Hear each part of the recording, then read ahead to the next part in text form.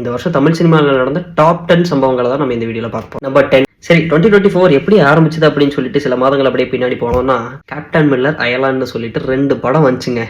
அடுத்த 6 மாசத்துக்கு ஒரு படமும் ஓடலை. கடைசியில் சுந்தர் சி தான் தமிழ் சினிமாவே அரண்மனை 4 வச்சு காப்பாத்தினாரு. ஞாபகம் இருக்கா? நம்பர் 9 நம்ம மலையாள சினிமா நண்பர்கள் பண்ண சம்பவம் தான். ஆவேஷம், மஞ்சுமல் பாய்ஸ், பிரேமல் 1 3 படம் தான் மொத்த தமிழ் சினிமாவையும் புரட்டி போட்டுச்சு. நம்ம ஆளுகளே லால் சலாம் பார்த்து நொந்து போயிருந்தானுங்க. அந்த நேரம் பார்த்து இவனுக்கு வேற மலையாளத்தில் கண்டென்ட் ஓரியன்டா ஃபிலிம்ஸ் விட ஆரம்பிச்சானுங்க. இத்தனை வருஷம் இல்லாமல் கண்டென்ட் ஓரியன்டட் படம் தாண்டா நாங்கள் பார்ப்போம் அப்படின்னு சொல்லிட்டு குட்டி கொஞ்சம் நிறைய பேர் பிறந்தானுங்க. அவனுங்களோட பிறப்பு தான் இந்த சம்பவமே. Number 8 code life. கிட்டத்தட்ட 10 வருஷமா ஒரு படம் மேக்கிங்ல இருந்து பயங்கரமான ஒரு ஹைப்போட வந்துச்சு. படமும் அந்த ஹைப்புக்கு ஏற்ற மாதிரி தான் இருந்துச்சு. இவ்வளவு கஷ்டப்பட்டு எடுத்த அந்த படத்தை ஆஸ்கருக்கே அனுப்பல, அப்படின்னு ரிஜெக்ட் பண்ணிட்டானுங்க. அதுக்கு பதிலா பாத்தீங்கன்னா லாப்டா லேடிஸ்ன்னு சொல்லிட்டு ஒரு சீரியலை பேஸ் பண்ணி எடுத்த ஒரு படத்தை வந்துட்டு அனுப்பிட்டானுங்க. கேட்டா அது வந்துட்டு இந்தியாவின் தனித்துவத்தை காட்டுதாமா. அதுவும் நல்ல படம் தான். ஆனா எந்த படம் ஆஸ்கருக்கு வேர்த்தா இருக்கு அப்படின்னு சொல்லிட்டு ஒரு விஷயம் இருக்கு இல்லையா? சரி, பாலிடிக்ஸ் ஒண்ணும் பண்ண முடியாது. அடுத்தது நம்ம தளபதி.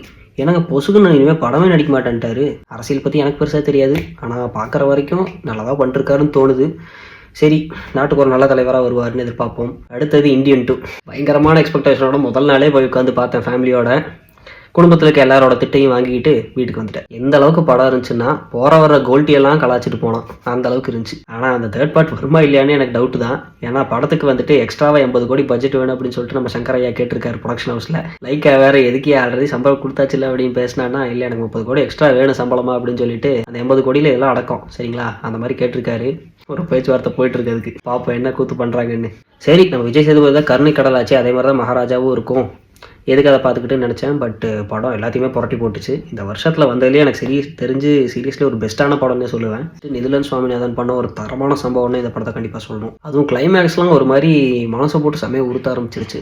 எப்படா இந்த மனுஷன் இப்படிலாம் யோசிச்சிருக்காரு அப்படின்னு சொல்லிட்டு. அதே மாதிரி லப்பர் பந்து ஸ்டோரி வைஸும் சரி, கேரக்டரைசேஷன் வைஸும் சரி தட்டி பிரிச்சு விட்டுருந்தாங்க. ரொம்ப நல்லா இருந்துச்சு படம். என்ஜாய் பண்ணி பார்த்த படங்கள்லாம் இந்த 2 படத்தை கண்டிப்பாக சொல்லலாம். இதுக்கப்புறம் தான் எரிச்சல் டேஷ் பண்ணுற மாதிரி நிறைய விஷயங்கள் நடந்துச்சு. ஜமா, வாழை, கொட்டுக்காளி, தங்காளன்னு ஒரு 4 சூப்பர் படம் வந்துச்சு. as far as I know, நான் வேற படங்கள் எனக்கு அவள் டக்குன்னு ஞாபகம் வரல. பட் இந்த 4 படமும் பார்த்தீங்கன்னா கண்டென்ட் வைஸ் ரொம்ப நல்லா இருந்துச்சு. ஸ்க்ரீன் பிளேவும் ரொம்ப நல்லா இருந்துச்சு. எல்லாமே டிஃப்ரெண்ட்டான அட்டம்ஸோட வந்த படங்கள் சரிங்களா. கண்டென்ட் வேணும், கண்டென்ட் இருக்கிற படத்தெல்லாம் நாங்கள் ஓட வச்சு கிளிப்போம் அப்படின்னு சொல்கிறானுங்க இல்லைங்களா. இந்த படத்தை ஏன்டா நீங்கள் ஓட வைக்கல? மலையாளம் இண்டஸ்ட்ரியே ஒரு எக்ஸாம்பிள் எடுத்துக்கிறேன். அவங்க இண்டஸ்ட்ரியில் ஒரு படம் வந்துட்டு அவங்க ரீஜனலாக எடுக்கிறாங்க, அது ஹிட் ஆகுது அப்படிங்கிறப்ப தான் வந்துட்டு அங்கே ஒரு 50 கோடி 80 கோடி கலெக்ஷன் ஆகுது. ஏன்னா அது ஒரு சின்ன இண்டஸ்ட்ரி. அதுக்கப்புறம் 100 கோடி அங்கே கலெக்ஷன் ஆனதுக்கப்புறம் நம்மளுக்கு தெரிய வருது, சரி அங்கே ஒரு படம் நல்லா வந்துட்டு ஓடிட்டு இருந்திருக்கு, அப்படி என்னதாண்டா இருக்குது அப்படின்னு சொல்லிட்டு இங்கே பார்க்குறோம். பார்த்துட்டு சரி நல்லா இருக்குடா அப்படின்னு சொல்லிட்டு நம்மளும் பார்க்குறோம். படம் வந்துட்டு அப்படி இன்னும் கலெக்ஷன் அதிகமாகிட்டு போகுது. அவங்க வந்துட்டு இன்னும் அதில் எந்தூசியாஸ்டிக் ஆகுறாங்க. அதே மாதிரி படங்களை நிறைய எடுக்க ஆரம்பிக்கிறாங்க. தட்டி பிரிச்சுட்டு மேலே போயிட்டு இருக்காங்க. இங்கே அதே மாதிரி படங்கள் எடுத்தான்னா முதலாவது போய் பார்க்கவே மாட்டேங்கிறீங்க. நீங்க ஓடிடியில் வந்தால் தான் கிளிப்பீங்க. அப்படி இருக்கும்போது அந்த படத்துக்கு இங்கே எப்படி கலெக்ஷன் வரும்? இங்கே கலெக்ஷன் வந்துச்சுன்னா தான் அதை பற்றி வெளியே பேசுவாங்க. சரி, கலெக்ஷனே வேண்டாம், நீ முதல்ல படத்தை பார்த்துட்டு அதை பற்றி பெருமையாவது பேச. ஜாமா வந்தது எத்தனை பேருக்கு தெரியுங்க? இல்லை ஜாதியை மைண்டில் வச்சுக்காம எத்தனை பேர் தான் வாழையை பார்த்து சப்போர்ட் பண்ணியிருப்பீங்க? நீங்கள் அந்த படத்தை இங்கே பார்த்து பூஸ்ட் பண்ணி விட்டீங்கன்னா தான் பக்கத்து ஸ்டேட்காரனுக்கு அப்படி ஒரு படம் இருக்குன்னே தெரியும். அதெல்லாத்தையும் விட்டுட்டு எங்களுக்கு 1000 கோடி வேண்டாம், எங்களுக்கு கண்டென்ட் வேணும், கண்டென்ட்டாக வேணும்னு சும்மா வீட்டில் உட்காந்துக்கிட்டே கம்ப்யூட்டரில் புடுத்திக்கிட்டு இருந்தீங்கன்னா ஒண்ணுமே நடக்காது. டெக்னாலஜிக்கல் வைஸாவும் இண்டஸ்ட்ரி வந்துட்டு இம்ப்ரூவ் ஆகாது. ஏன்னா டெக்னாலஜிக்கல் வைஸ் வந்துட்டு நம்ம சில எக்யூப்மெண்ட்ஸோ இல்லை டெக்னாலஜிஸையோ வந்து இன்கார்பரேட் பண்ணி ஒரு படத்தை எடுக்கணும் அப்படின்னா படத்தோட பட்ஜெட் ஆட்டோமேட்டிக்கலி அதிகமாகும். அதான் இப்போ தெலுங்குல பண்ணிருக்கானுங்க. ஆனால் ஒரு படத்தை நொட்ட நாள சொல்றதுக்கு மட்டும் வர்ற நீங்க ஒரு நல்லா இருக்க படத்தை வந்துட்டு ஆதரிக்கிறதுக்கு அவ்வளோ சீக்கிரம் வர மாட்டேங்கிறீங்க. இங்கே அதுதான் பிரச்சனை. அடுத்தது நம்ம கோல்டிவுட். உங்களுக்கு தாண்டா இது தரமான வருஷம். வேற எந்த இண்டஸ்ட்ரிக்கு அப்படி இது இருக்காதுடா.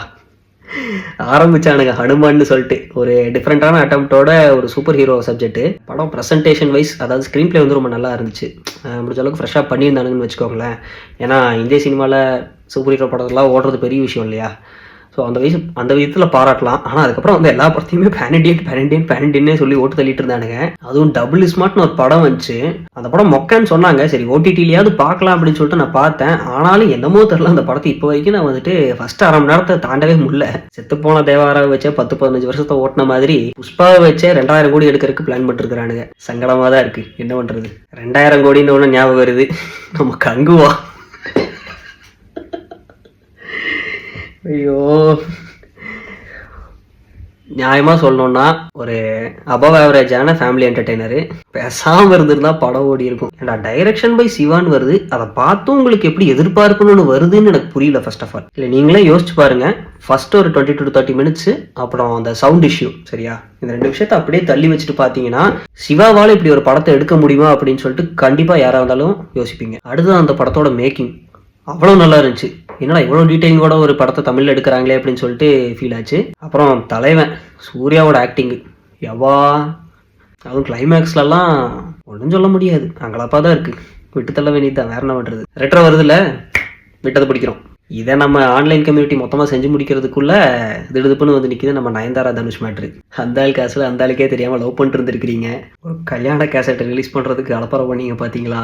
சரி, அதான் எல்லாத்தையுமே பார்த்தாச்சே, இதுக்கு மேலே என்னடா இருக்குது அப்படின்னு நினச்சப்போ தான் வருஷ கடைசியில் ஒரு தரமான சம்பவத்தை பண்ணானுங்க. நம்ம விடாமுயற்சி தான். எனக்கு என்ன தோணுச்சுன்னா 2 வருஷம் எடுக்கிற அளவுக்கு அந்த பிரேக் டவுனில் அப்படி என்னடா இருந்துச்சு அப்படின்னு சொல்லிட்டு அந்த படத்தை பற்றி கொஞ்சம் ரிசர்ச் பண்ணப்போ தான் தெரிஞ்சுது. அந்த பிரேக் டவுனுங்கிற படத்தையே கொஞ்சம் ஜீர்ணிச்சுக்கோங்க, அந்த பிரேக் டவுனுங்கிற மொத்த படத்தையுமே வந்துட்டு 2 மாதத்துல ஷூட்டிங் முடிச்சுட்டாங்களாமா.